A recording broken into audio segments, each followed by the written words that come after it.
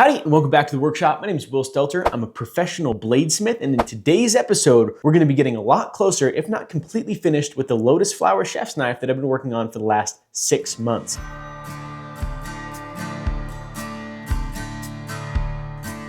This process started off 3 years ago when I was in India, dreaming about doing a lotus flower pattern Damascus, and I started this build by building a complex lotus flower mosaic pattern, forging out an integral 280 layer blade, plug welding those lotuses into the blade, then heat treating, grinding, and fitting the handle. If you want to learn more about those processes, all of those videos are super in depth about exactly how I did this.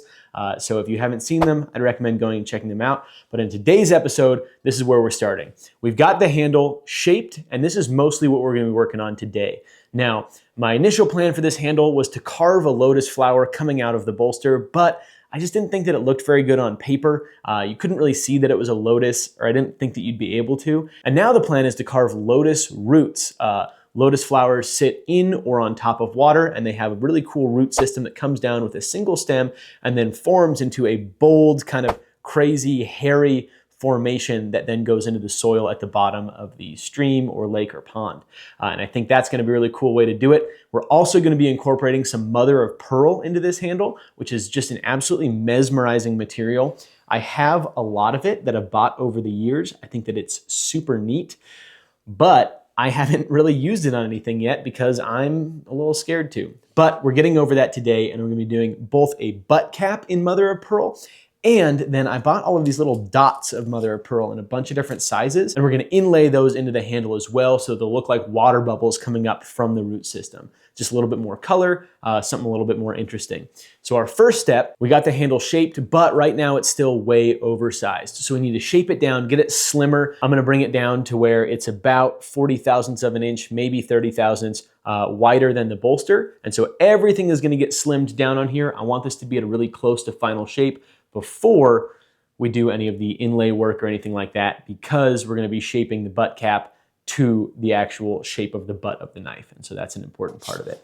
So let's head on down and start filing this guy down. I'm starting off with this in the knife vise. I've got a plan of where I want that root to sit on both sides. And I'm gonna leave that kind of peaked up so that I can carve a hollow in there with a ball burr later on. But for now, I'm just gonna be removing a lot of material with a pretty aggressive hand file, getting it down to where I want it. When I'm working at the bolster, I'm gonna be working from the front back so that I don't chip it out at all. Otherwise, if I was working forward, it would be really easy for that material because it's at such a sharp angle to chip and kind of rip out a little bit, and I do not want that.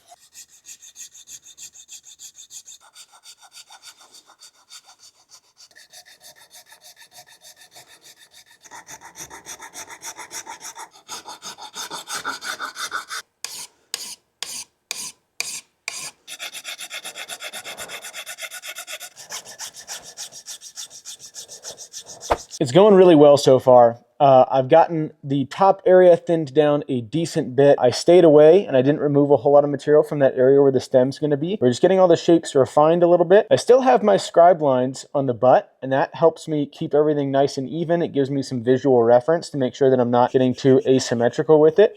And I do a lot of visual checks to make sure that I'm not getting super wonky. It's gonna be a little while longer of just working with hand files.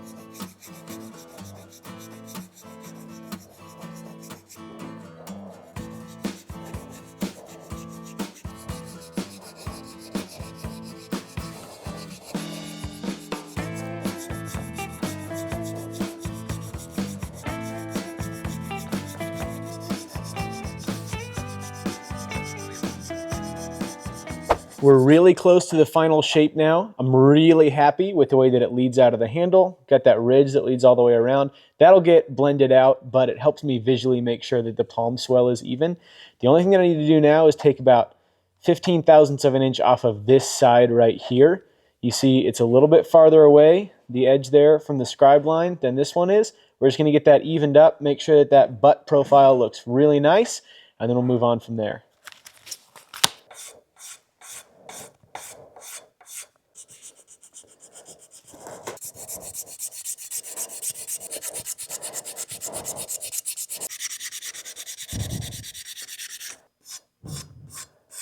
Very nice 400 grit. Everything is symmetrical. All the contours match well. I'm very excited.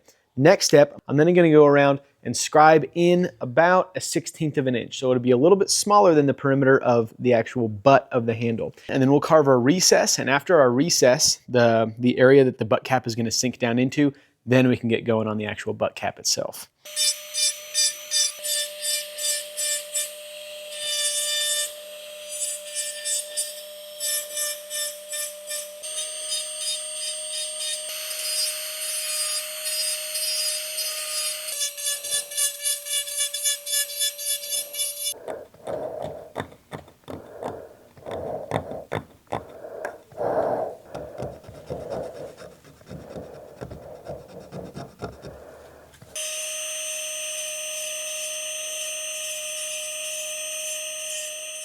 After I got that recess started with the ball burr, I cleaned it up with a flat-sided burr so I can get nice crisp 90-degree edges.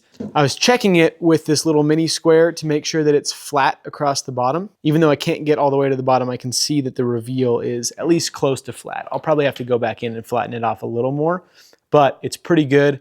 We're sitting down 70 thou on the back and 56 thou on the front, which is plenty. Okay, so I was planning on just jumping in and doing my butt cap, but I talked to my buddy Lucas Gumbiner, who works with a lot of mother of pearl, and he recommended gluing a G10 backer onto it. So I'm gonna use this white G10.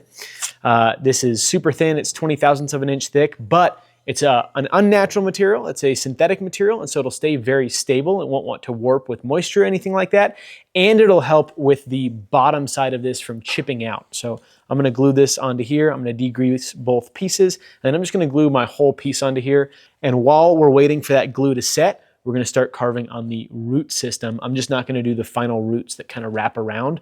The rest of it, you know, on the faces of it won't really matter while I'm doing my butt cap. It'll just give me something to work on while we're waiting for this glue to dry. Okay, so I think I wanna do a symmetrical root pattern. So have the pattern be the same on both sides with the carving, which is gonna be more of a challenge, but I think that the symmetry there will complement the asymmetry in the water bubble pattern that I'll do, and then I think that it kind of tickles my brain with the randomness of the lotus flowers in there. And so in order to be able to lay this out symmetrically, I'm going to scribe basically a grid pattern onto the handle to allow me to visually, you know, get it really close to where the human eye won't be able to tell the difference. But that means we're gonna go to the layout block and really lightly scribe some lines on here so that everything is the same on both sides.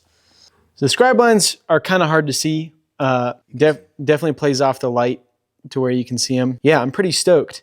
The point of this lines up absolutely perfect side to side, and that's good because I mostly eyeballed that. But this gives me a little reference of where to draw in my stem.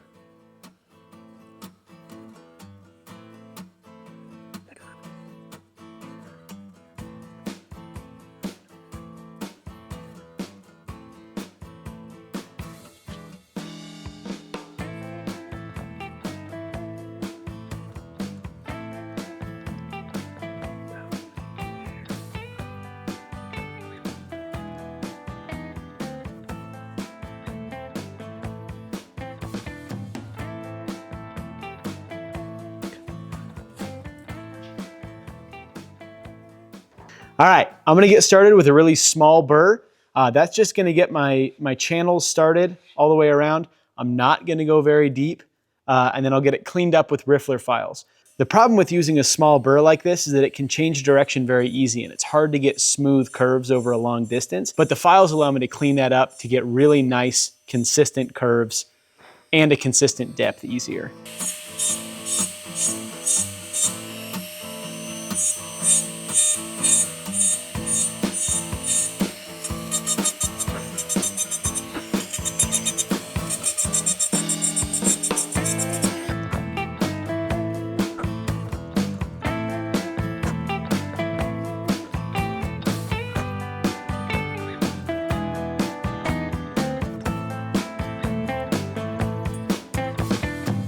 All right, I'm gonna go ahead and transfer it now. Now I can use the calipers a little bit easier. I'm gonna try to be a little more light-handed with the pencil. I'm gonna transfer it to the other side and then do the same process, starting with the burr and then cleaning it up with the riffler files.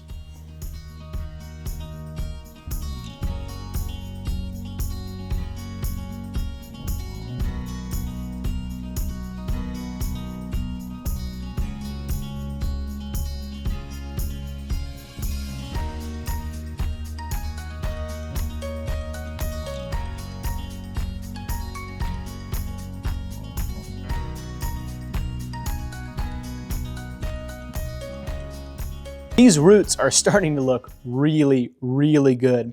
I've started cleaning it up with a little bit of 220 grit sandpaper, and next I'll move on to 4, and then 600, then 1,000, then 2,000 grit, just polishing up those channels, and it'll start to round over a little bit and kind of give it a little bit of an indented feel, but the impression will still be the same. Theoretically, it should be stood up, but that would be a really undurable or very delicate way to put it on here, and it would be a lot harder.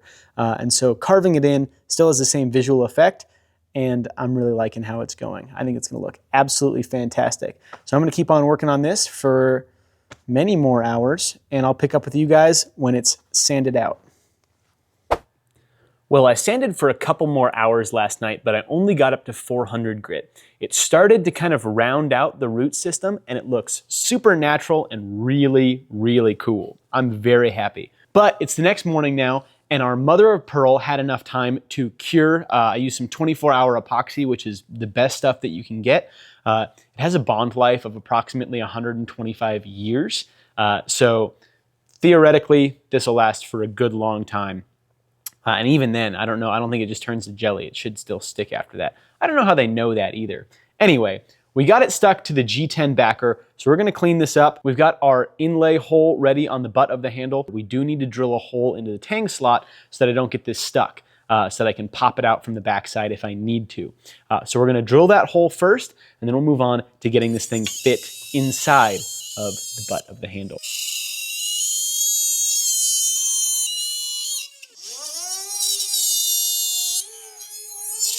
And we're through. Now, theoretically, we can take like a 3/32 inch rod and kind of pop it out. All right.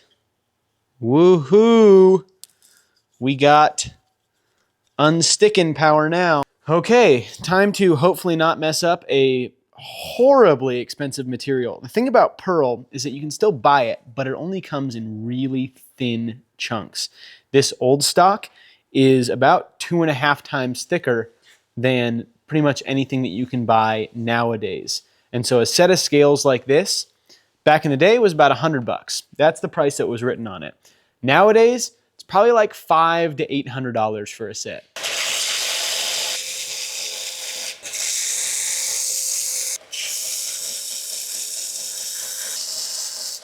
That's our butt cap right there.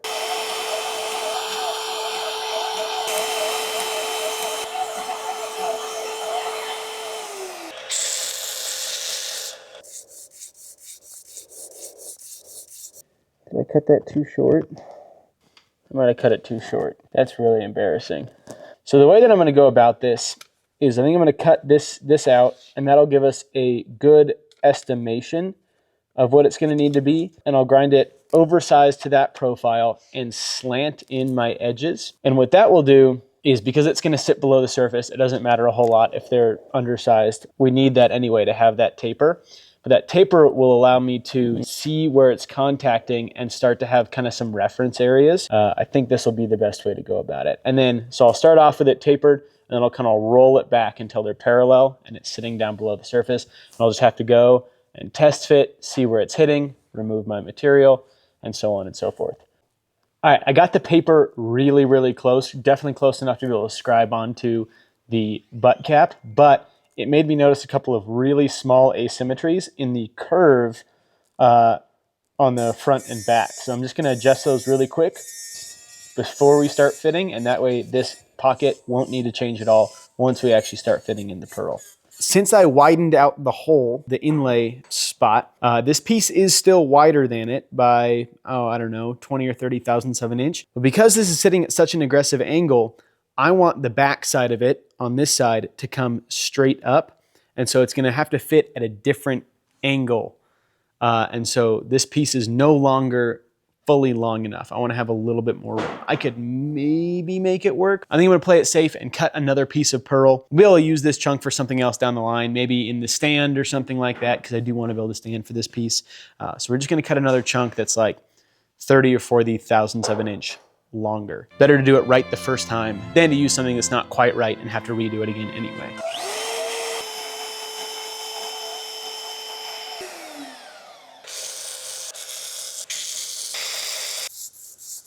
All right, I'm gonna glue on our little tracing paper template. I did trace it again in case this gets messed up.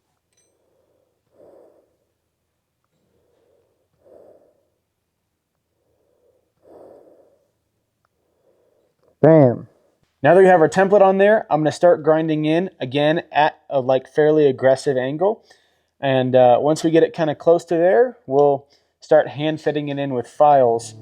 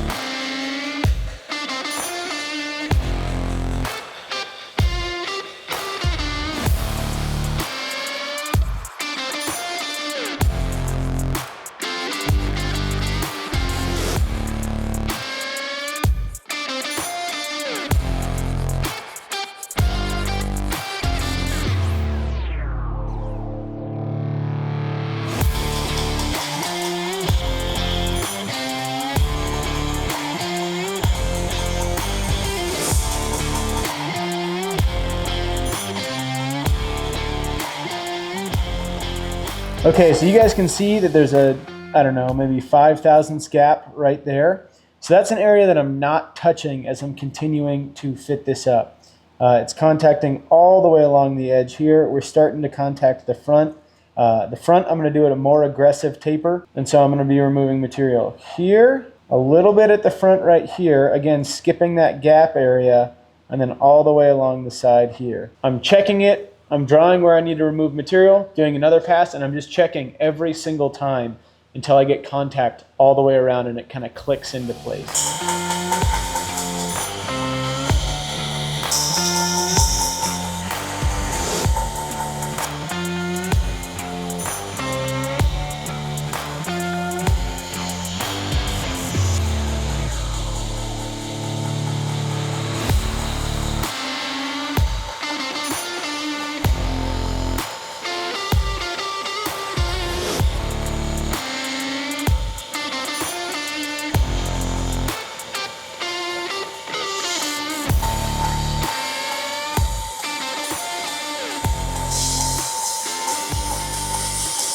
All right, it's really close now, but here's the thing about fitting things up. About 90% of the work takes about 10% of the time. The last 10% takes the majority of the time, in my experience. Hopefully that's not the case here, but I'm gonna move from the belt grinder to hand files to do the last tiny little bit so I have a little bit better control. Part of the reason why I stayed on the belt grinder for so long is because being able to hold it with 2 hands is really nice.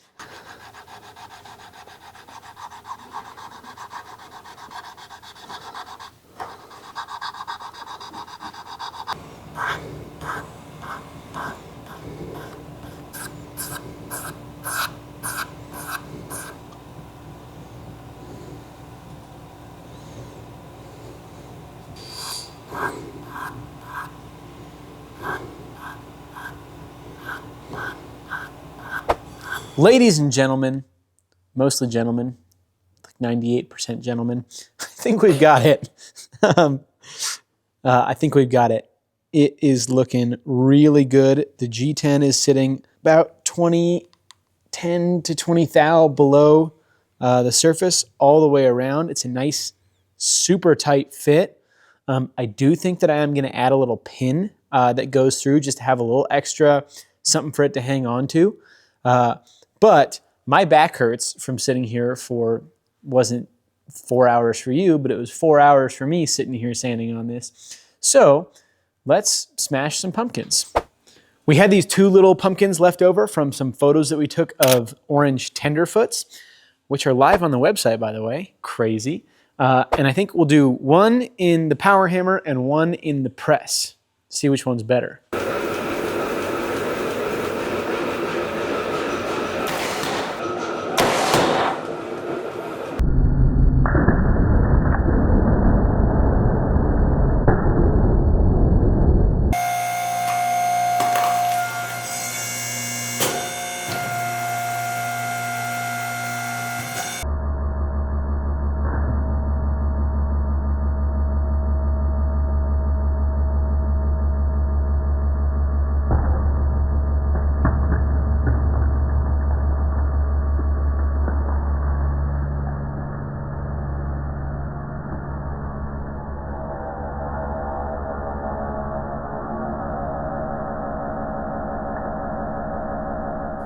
All right, I just got back to the knife after our pumpkin fiasco. If you guys let me know which one you thought was cooler, the atomized pumpkin from the power hammer or the juiced pumpkin in the press. Honestly, both pretty satisfying.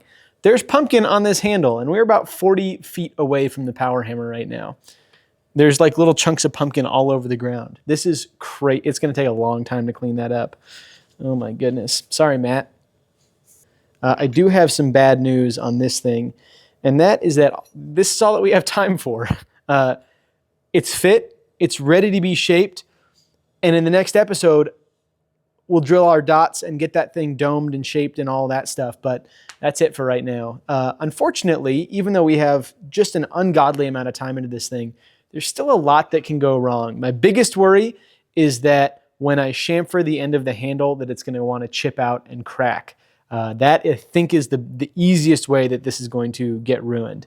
It's going to be a real bummer if after all of that work fitting up the butt cap, the whole handle fails. But it's a unfortunately very real possibility. So before we end it though, we do have a lot of fun stuff up on the website. We've got chef's knives, we've got tenderfoots, we've got forged goods, so ashtrays and bottle openers. And I've been working my butt off to get a bunch of forged titanium spatulas up on the website soon. They might be up by the time this goes live, but you'll know for certain if you're signed up for our email list. That way we can let you know when we have neat stuff available. Now, here's the thing. Don't buy crappy Christmas gifts this year. Get something neat, like one of the things that we make. I might be a little bit biased, but I think the stuff that we do is pretty cool. So that's it for today's episode. I think that in the next episode, we will be able to fully wrap this up, but we'll just have to see how it goes. Thank you to our patrons for patronizing us. Thank you guys so much for following along, and I will see you on the next one. Bye-bye.